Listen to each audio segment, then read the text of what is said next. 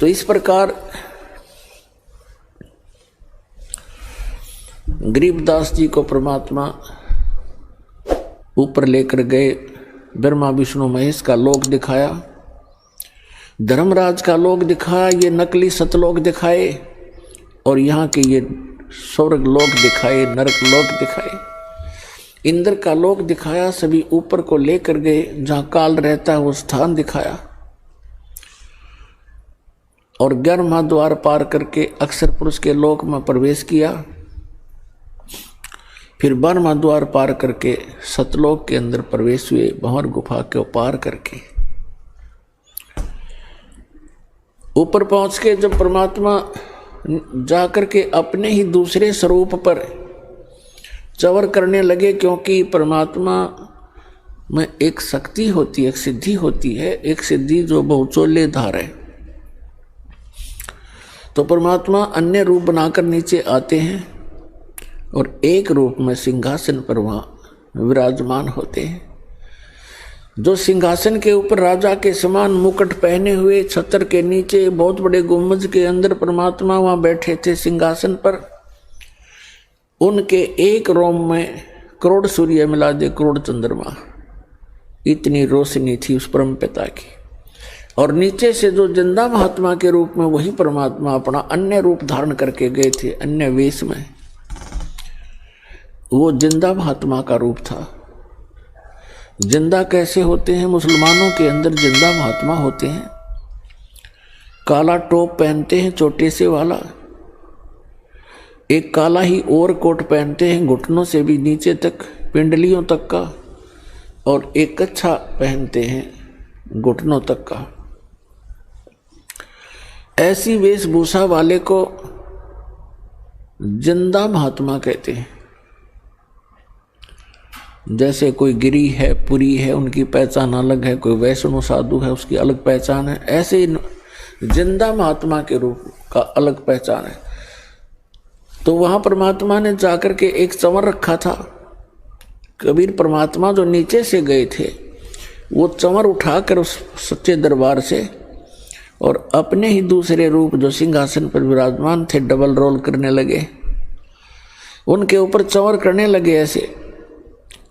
अब गरीबदास जी सोच रहे हैं, देख रहे हैं कि भी भगवान तो ये है जिसके ऊपर बाबा जी चंवर कर रहे हैं, और कितने सुंदर है, कैसा नूर है, ऐसा प्रकाश कभी देखा नहीं, और यहाँ का लोक है भगवान, वहाँ तो मन चकित हो जाता है। तो गरीबदास जी इतना सोच ही रहे थे कि भगवान तो ये है और कितना सुंदर लोक यहाँ का, देखते भी मन नहीं भर रहा है, आत्मा तृप्त नहीं हो रही है।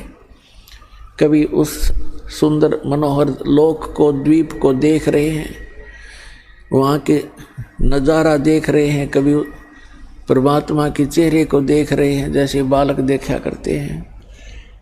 फिर मन में सोचने लगे कि ये नीचे से जो महात्मा आए हैं ये इस भगवान के कोई सेवक होंगे, नौकर नाकर हैं, ये सर्वेंट होंगे इसके।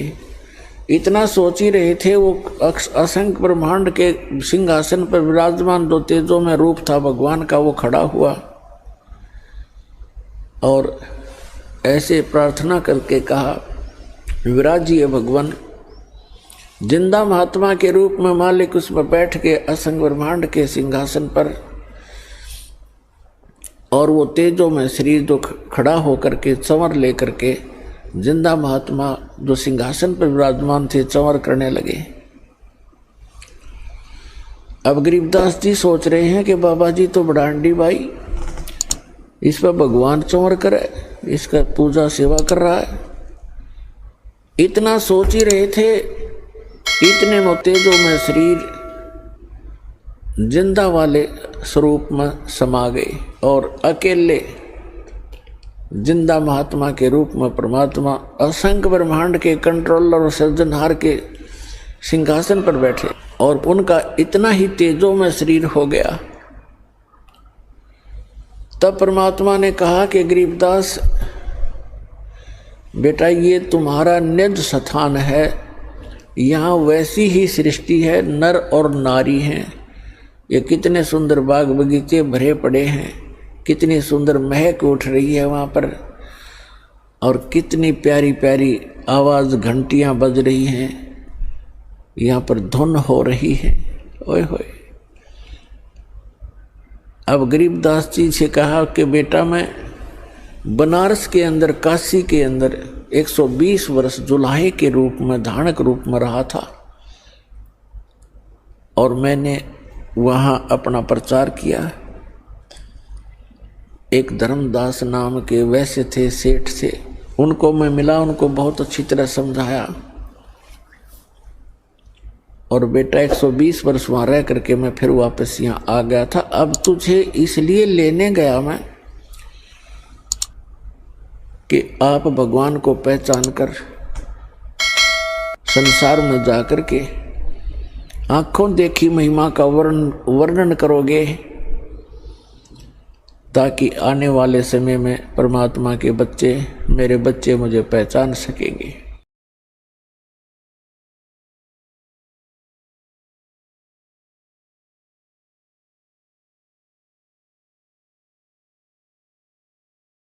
और भी ऐसी वीडियो देखने के लिए हमारे रब कबीर यूट्यूब चैनल के लिए सब्सक्राइब करें। अधिक जानकारी के लिए पढ़े पुस्तक ज्ञान गंगा, गीता तेरा ज्ञान अमृत, जीने की राह, अंधश्रद्धा भक्ति खतरा ए जान। www.jagatgururampalji.org से निःशुल्क डाउनलोड करके अपनी शंका का समाधान करें तथा अपना जीवन धन्य बनाएं।